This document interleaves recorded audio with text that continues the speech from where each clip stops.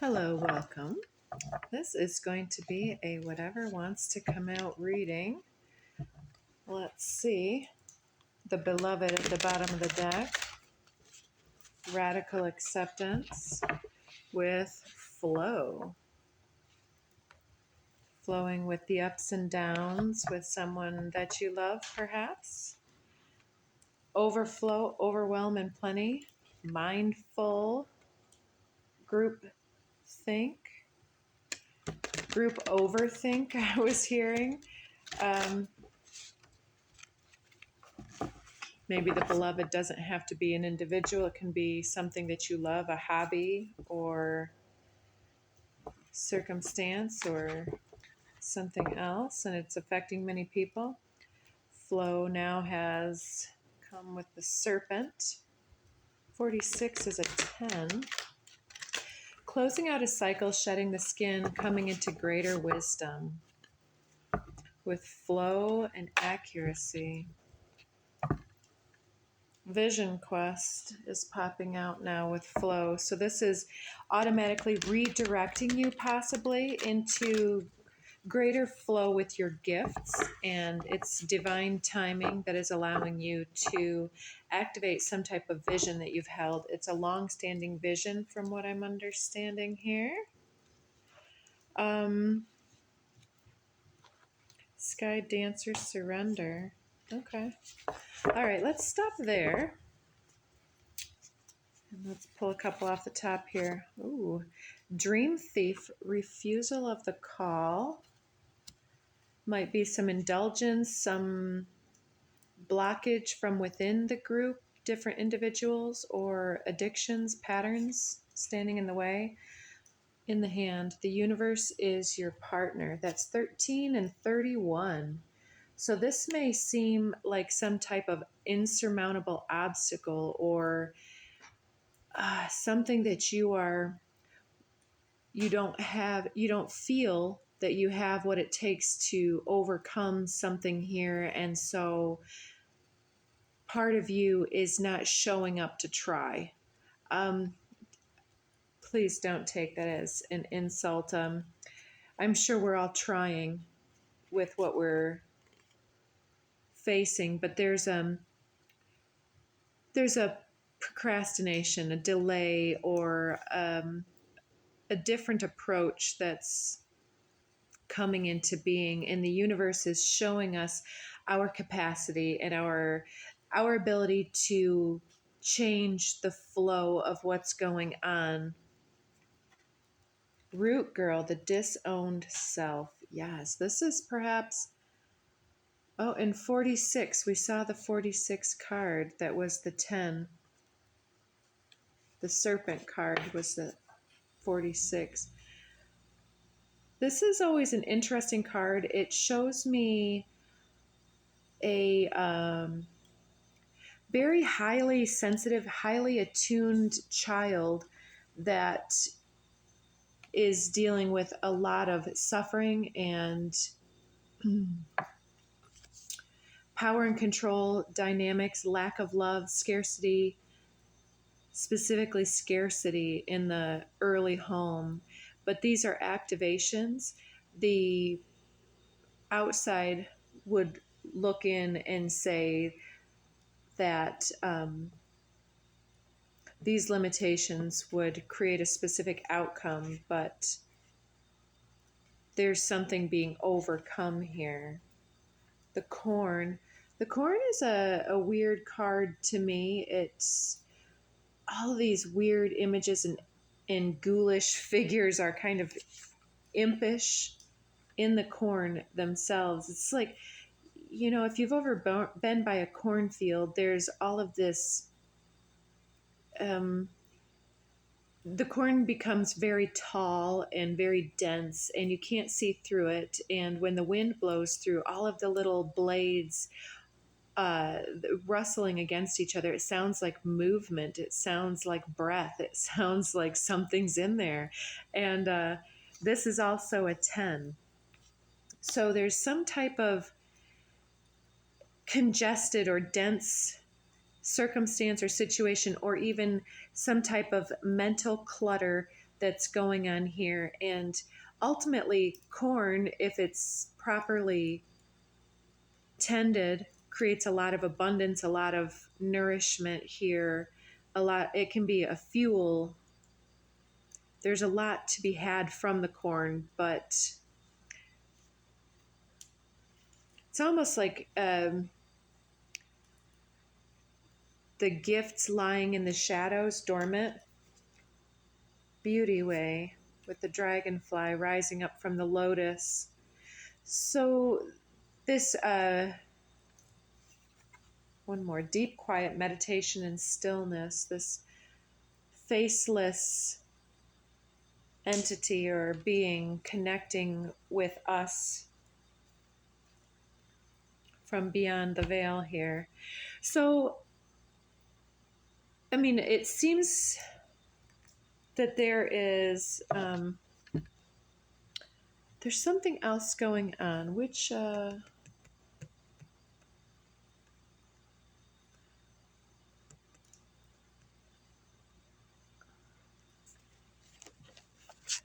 am going to just get a couple of these code cards. We'll stop there. So we've got 4, 4, 10, 10, 4, 11 here, and 20. Compassion here. The cards that are coming out are delight, perception, magic, belief, realization, and throat chakra.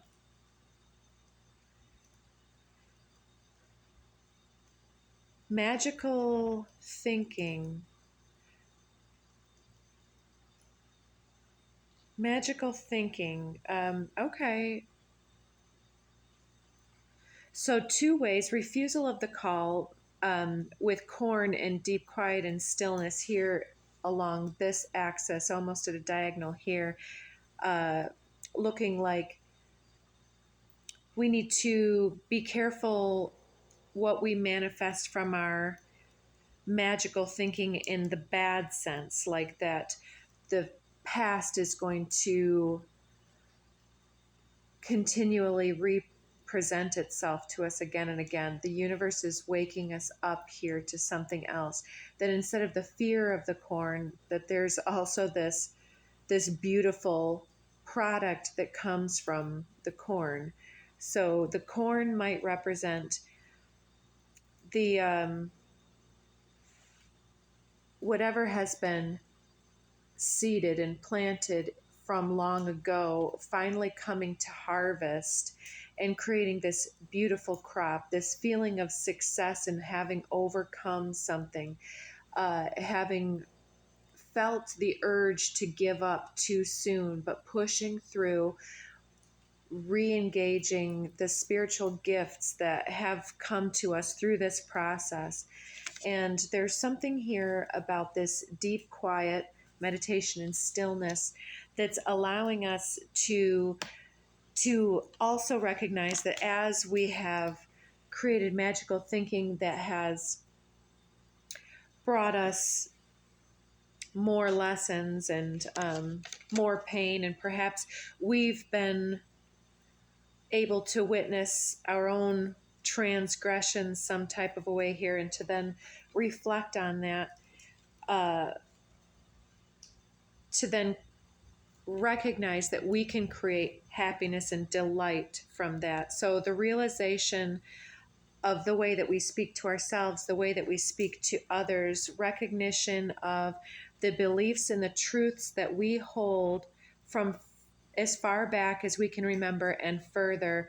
I don't see the ancestral card here, but there's a lot of group think that is still here on the table. This corn energy seems to be confusing, and like we can't see through to the other side. 20 becomes 40, becomes 60. 20, 40, 60. There's the ancestral card. Okay. All right, I get it. So we may not understand how this is bigger than our childhood dynamic, perhaps, or the needs of our inner child not being met, or something there It's bigger than that. So the way that we flow through this and overcome our own inner fears of success or fears of failure at 1010, the way that we take matters into our own hands and kind of bend and shape the water, uh, helps us to work through that and to harvest what needs to be harvested from that mindfulness, instead of fullness of mind, fullness of perspective that arises from that, everything finding its place. And then the vision becomes more prominent than the fear and the motivation to continue to ascend. I'm seeing this as an upward climb here, and this is some type of a, okay, so we saw this here with this beauty way card, this dragonfly emerging from the lotus. It's like the lotus represents the blooming of the wisdom, the blooming of the sacred DNA, the activation code. And then here we have this surrender sky dancers card with the dragonfly. And those that have watched butterflies or dragonflies, they can do that swooping, that dance on the breeze, and it is very magical. There's sky dancers, something about the air overthinking here as well. So surrendering to, I don't know why I put that there, surrendering to something being bigger than us. And there's the overflow, overwhelm, and plenty behind this. So the ancestors are on our side. There's something working through us, lay of the land. And this card keeps showing me something about directing a symphony or an orchestra here. And maybe it's that there's so much being orchestrated behind the scenes, and ancestral elements and influences coming in, trying to push us in healthy directions. But there's also patterns, and I don't know how many people believe in this or not, but I believe in the residues that can sometimes linger. For instance, if somebody did not pass fully onto the other side of the veil, if they're still in their phase of timeless rehashing of their circumstance, I believe that somehow these individuals haven't let go of some of their attachments. They haven't let go of some of their attachments to the way that they used their energy, and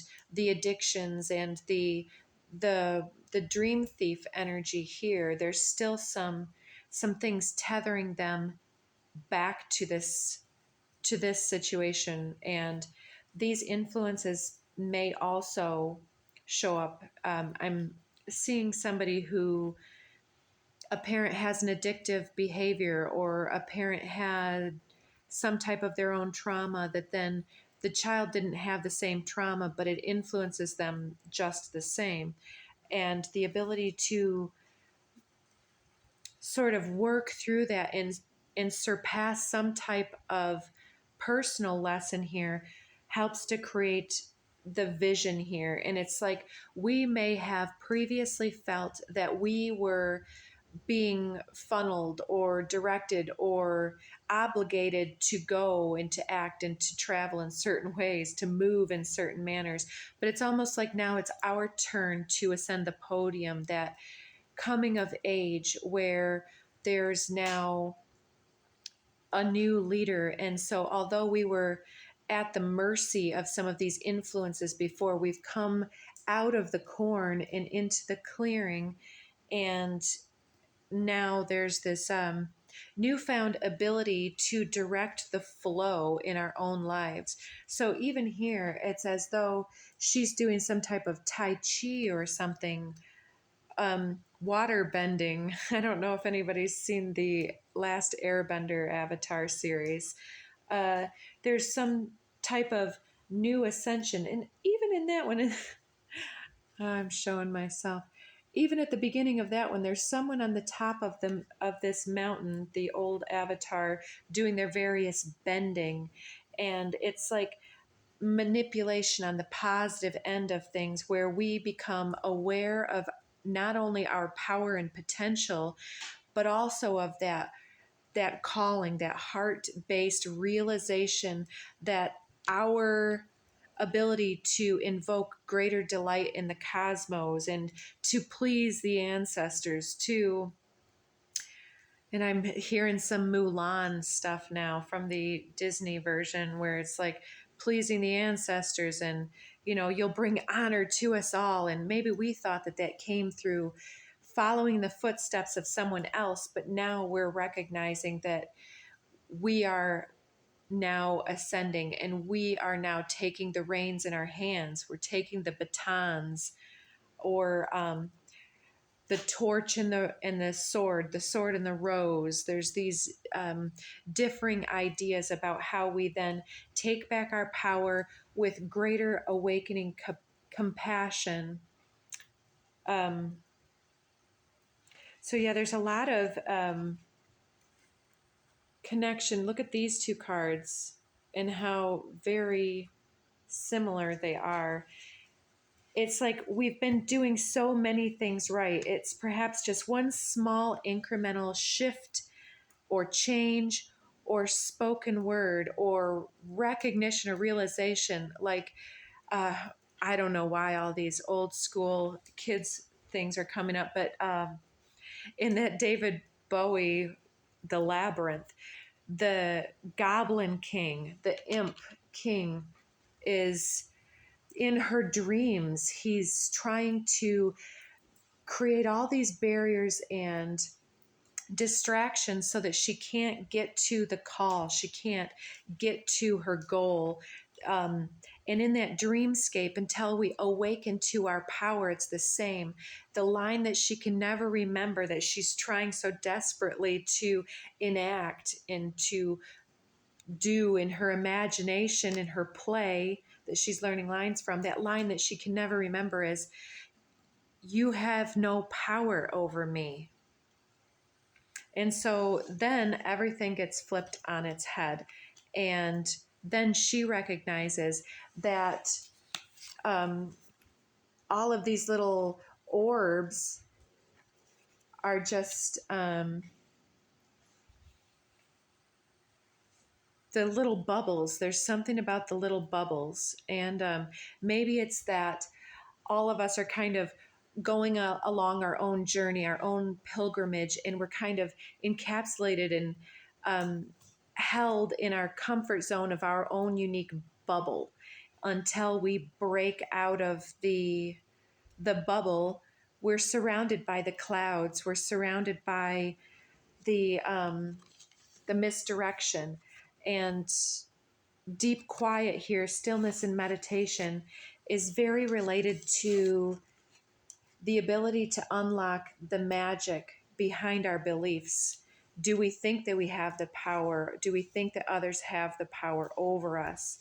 Do we think that because of our genetics that we don't have good metabolism? I mean, that's pretty literal, but look at all the things that we'll say, "Oh, well, my family history, blah, blah, blah." But look at all of those nurtured behaviors. Look at all those nurtured justifications as well here.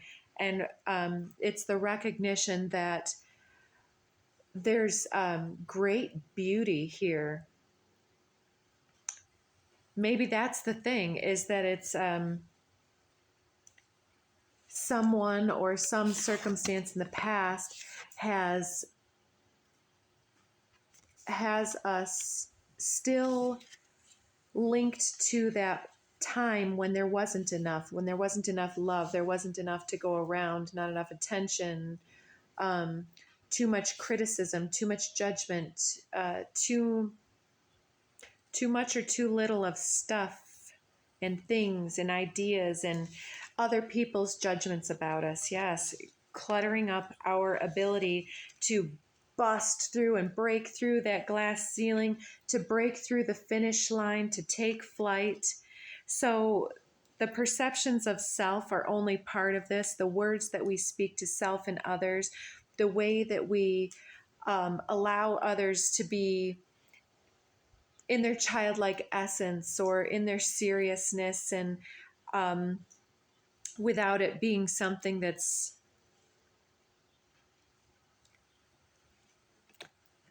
it's not, I guess. Let's just finish up with one of these cards. All right, now we get the Kali card. Earlier in the Daily Dharma, I got 3 Kuan Yins. Kaladhara, number 3. She's very intense. I see the crescent moon behind her as a throwback energy to Bull, Taurus, abundance. We do have Jupiter, the planet of abundance, in the sign of Taurus, which talks about resources and attachment energy. And she's shown at night with this moon energy and this piercing, icy blue gaze with the blue gem amulet at her throat. It's talking about heart-based communication, and she's even got her cleavages out. And in this case, it's almost like there's this song, I don't know who it's by, and it's not popular. It's on secondary. What is it? It's something about I show myself to know myself. I do not show this skin for you. I show myself to know myself. There's something here about the power versus the sexuality, and not getting caught up in the idea of traditional beauty and but feeling this urge to be attracting others through conditioned behaviors or conditioned ideals of beauty.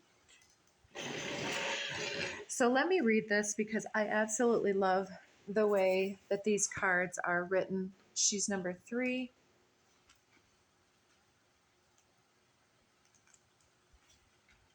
Here we go. She is not bound by appearances, opinions, or material limitations. She is both the void and the infinite creative potential that arises from it. Do not be afraid of uncertainty. If you feel you're without resources, take comfort now. Where there's lack, she restores abundance. She can bring forth exquisite blessing and glorious manifestation from the sacred expanse of nothingness. Your soul can rely upon her completely. Cast your fears away. Hers is the power of the universe combined with the generosity of grace. So there's definitely the knowledge and the wisdom that births this dragonfly energy is that release energy here. And it's telling us to not lose hope. When hope is lost and a way forward cannot be sensed, Kaladhara arises as a reminder of the endless creativity and resourcefulness of the divine feminine.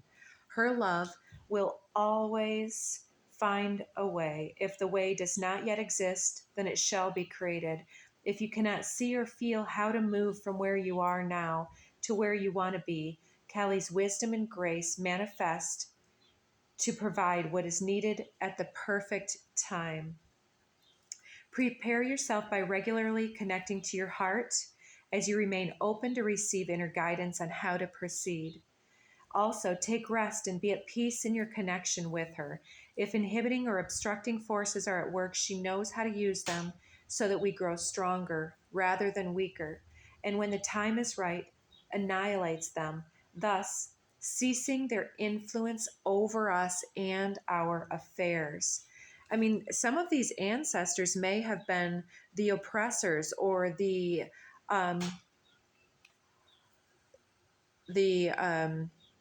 toxic influence that created the huge inner suffering. So, I mean, we could keep going, but I think I want to leave that there and just kind of leave it with summing it up. Let's not get lost in the corn here. The universe is our partner. And let's not refuse our opportunities for fear of not being enough, or some type of oppressive stagnancy. Sometimes I find that when immense change is upon me and it's stretching me and pushing me into new areas of growth, I can become very tired. I can become, even in resistance, I can become sick, because there's um, there's an inner war going on between actions and beliefs. And the magic that is here for us to realize is that it's always in our hands, that we don't have to take enormous leaps off of the cliff every day. All we need to do is be consistent in talking ourselves into better belief, making consistent efforts towards our highest possible good, and recognizing when other things are influencing us, like your boss is mean to you one day, or that bully at the office got one over on you or something. Recognition that that doesn't mean that we need to drink alcohol or eat a chocolate cake to self-soothe as someone else might have modeled, or just to get that bunch of endorphin, dopamine, and everything else released from that gut biome. Recognition that there's other things that we can do that would create a more sustainable feeling of health and well-being, like something humorous, or some type of cleansing regimen, so that that energy doesn't come home with you. So take care of yourself. I hope that that helps, and check back again for more messages later. Take care.